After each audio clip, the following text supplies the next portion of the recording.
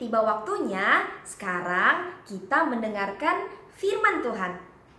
Selama 3 minggu yang lalu, kita sudah belajar bagaimana anak-anak Allah bertumbuh dan berbuah.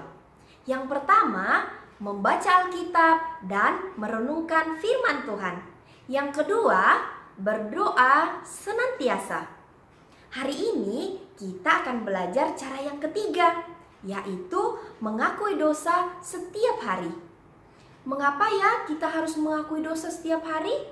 Kamu mau tahu? Dengarkan firman Tuhan ini dengan baik, oke?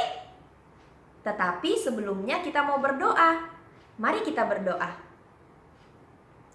Tuhan Yesus, kami sangat berterima kasih karena hari ini kami diberikan waktu lagi untuk mendengarkan firman Tuhan. Tuhan Yesus, tolonglah kami, berikanlah kami hati yang sungguh-sungguh mau mendengarkan firman Tuhan. Terima kasih Tuhan Yesus. Dalam nama Tuhan Yesus kami berdoa. Amin. Anak-anak perjanjian, sekarang marilah kita bersama-sama membaca firman Tuhan dalam 1 Yohanes pasal 1 ayat 9. 1, 2, 3.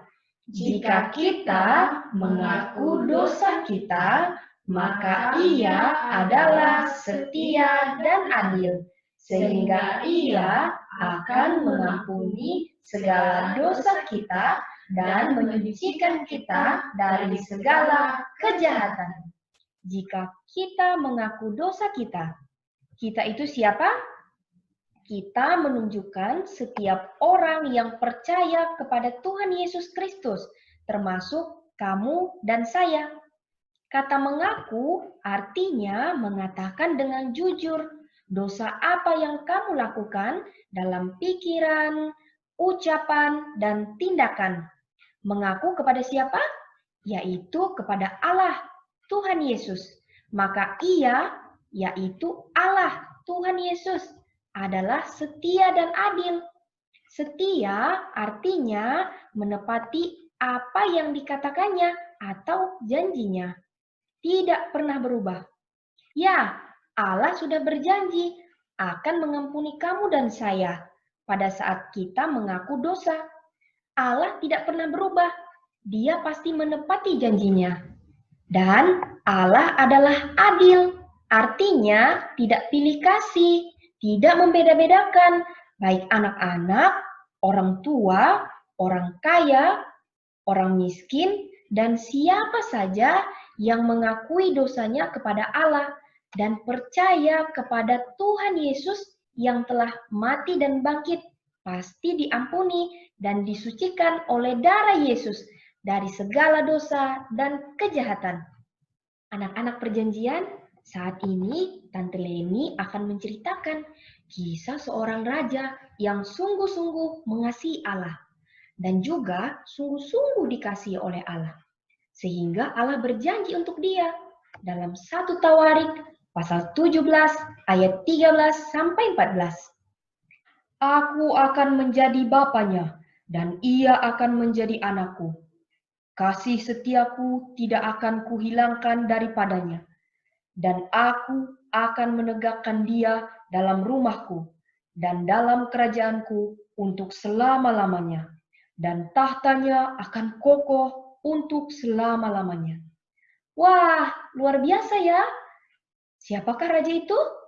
Mari dengarkan ceritanya. Ada seorang yang tinggal di Bethlehem bernama Isai. Ia mempunyai 8 orang anak. Anak bungsunya ialah Daud. Dari masa kecilnya, Daud sangat menghormati Allah dan sangat mengasihi Allah. Daud juga adalah anak yang baik dan menghormati orang tuanya. Ia rajin membantu orang tuanya, menjaga dan memberi makan kambing domba di padang. Pada saat Daud menjaga kambing dombanya, ia selalu memuji Tuhan. Siang malam, Daud selalu merenungkan firman Tuhan. Sehingga apapun yang dia lakukan, Tuhan memberkatinya. Pada saat usia Daud masih muda, ia dipilih oleh Allah untuk menjadi raja atas orang Israel, menggantikan Saul.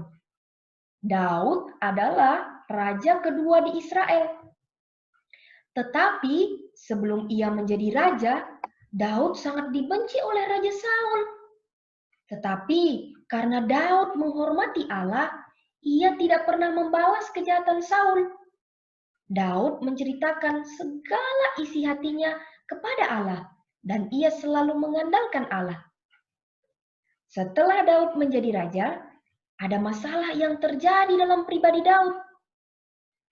Suatu hari, bangsa Israel sedang dalam perang melawan bangsa Amon. Daud tinggal di Yerusalem. Ia tidak ikut berperang. Padahal biasanya para raja-raja maju untuk berperang. Tetapi Daud hanya menyuruh Yoab dan orang-orangnya dan seluruh orang Israel untuk berperang. Pada waktu petang, Daud baru saja bangun dari tidurnya dan ia berjalan-jalan di atas istananya. Lalu ia melihat seorang perempuan yang sedang mandi. Perempuan itu sangat cantik. Kemudian Daud menyuruh orang untuk mencari tahu siapakah perempuan yang sedang mandi itu. Ternyata perempuan itu bernama Batsheba, istrinya Uria. Tetapi Daud mau Batsheba menjadi istrinya, sehingga Daud mempunyai niat jahat kepada Uria, suami Batsheba itu. Dan Daud berencana untuk membunuhnya. Rencana Daud adalah menyuruh Yoab, panglima perang, agar menempatkan Uria di barisan depan pasukan perang yang paling berbahaya, supaya pada saat melawan musuh, Uria mati terbunuh. Rencana Daud berhasil. Akhirnya Uria mati terbunuh dalam perang. Setelah itu, Daud mengambil Batsheba menjadi istrinya, dan mereka mempunyai seorang anak. Tetapi apa yang dilakukan oleh Daud jahat di mata Tuhan. Lalu Tuhan menyuruh seorang nabi yang bernama Natan datang kepada Daud untuk menasihati Daud. Natan memberitahukan bahwa apa yang dilakukan oleh Daud sangat jahat di hadapan Tuhan Allah. Pada saat Daud melakukan dosa, ia melupakan Tuhan, seolah-olah tidak ada Tuhan, atau Tuhan tidak tahu. Sehingga Daud berani melakukan kejahatan. Tetapi Tuhan Allah adalah Allah yang Maha Tahu. Tuhan tahu dosa yang dilakukan oleh Daud. Pada saat Nabi Natan mengatakan apa yang diperintahkan Tuhan kepada Daud, Daud sungguh menyadari bahwa ia telah berdosa kepada Allah. Daud tidak berbohong untuk membela dirinya. Ia tidak beralasan. Tetapi Daud jujur di hadapan Tuhan Allah. Daud berkata, "Aku sudah berdosa kepada Tuhan." Dalam doanya, ia mengatakan, "Kasihanilah aku, ya Allah, menurut kasih setiamu. Hapuskanlah pelanggaranku menurut rahmat-Mu yang besar. Bersihkanlah aku seluruhnya dari kesalahanku, dan tahirkanlah aku dari dosaku. Sebab aku sendiri sadar akan pelanggaranku. Aku senantiasa bergumul dengan dosaku. Terhadap Engkau sajalah aku telah berdosa dan melakukan apa yang Kau anggap jahat, supaya ternyata Engkau adil dalam putusan-Mu, bersih dalam penghukuman-Mu. Sesungguhnya dalam kesalahan aku diperanakan, dalam dosa aku dikandung ibuku. Sesungguhnya Engkau berkenan akan kebenaran dalam batin, dan dengan diam-diam Engkau memberitahukan hikmat kepadaku. Bersihkanlah aku daripada dosaku dengan hisop, maka aku menjadi tahir. Basuhlah aku, maka aku menjadi lebih putih dari salju. Biarlah aku mendengar kegirangan dan sukacita.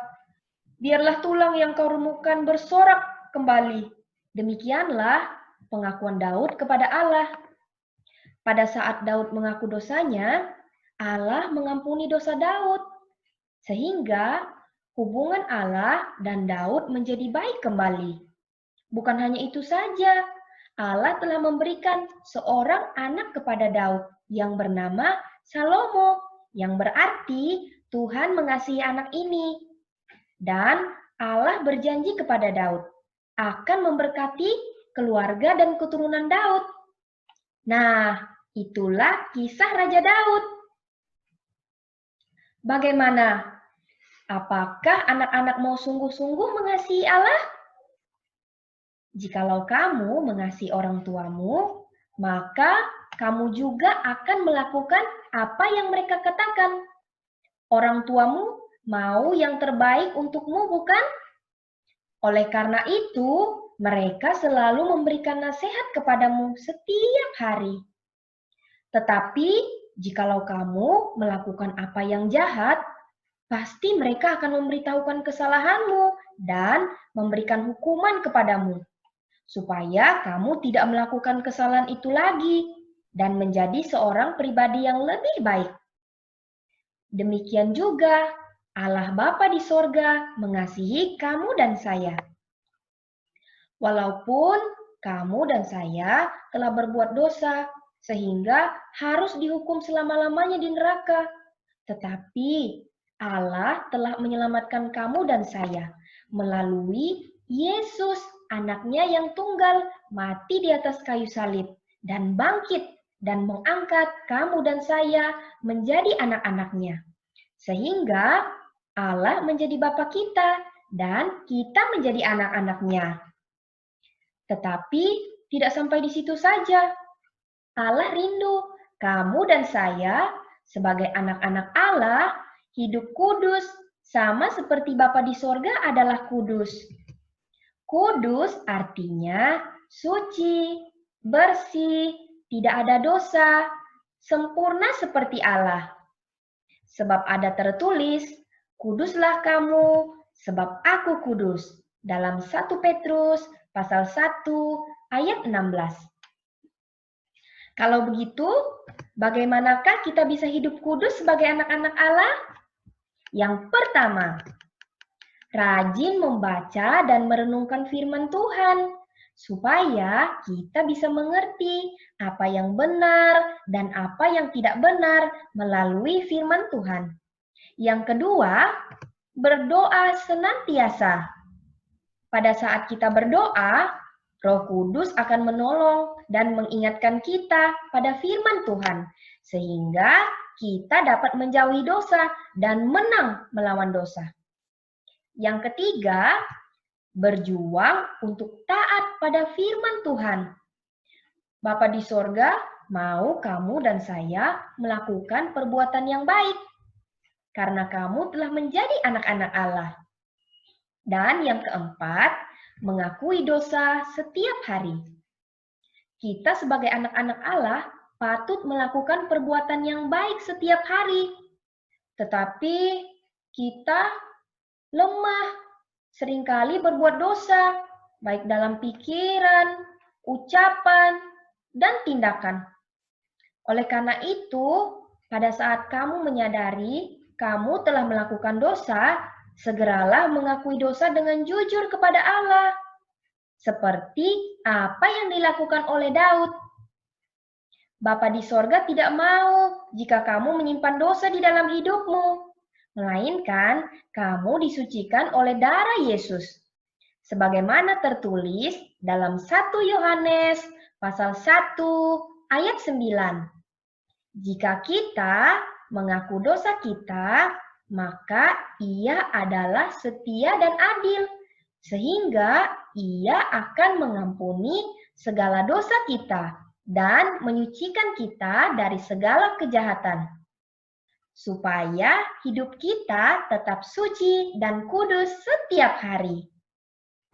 Wah, kamu sudah tahu ya bagaimana hidup kudus sebagai anak-anak Allah? Bagaimana? Apakah kamu mau melakukannya di dalam kehidupanmu? Kalau kamu mau melakukannya, marilah kita berdoa. Mohon pertolongan Roh Kudus supaya kita bisa melakukan firman Tuhan ini. Mari kita berdoa. Bapa di sorga, kami anak-anak-Mu sudah mendengarkan firman Tuhan. Kami mau hidup kami kudus sama seperti-Mu. Tolonglah kami untuk kami rajin membaca dan merenungkan firman Tuhan setiap hari. Dan ajarlah kami untuk berdoa senantiasa. Dan tolonglah kami untuk kami berjuang melakukan firman Tuhan. Serta jujur mengakui dosa kami setiap hari, supaya hidup kami suci dan kudus di hadapan-Mu. Terima kasih Tuhan Yesus. Dalam nama Tuhan Yesus kami berdoa. Amin.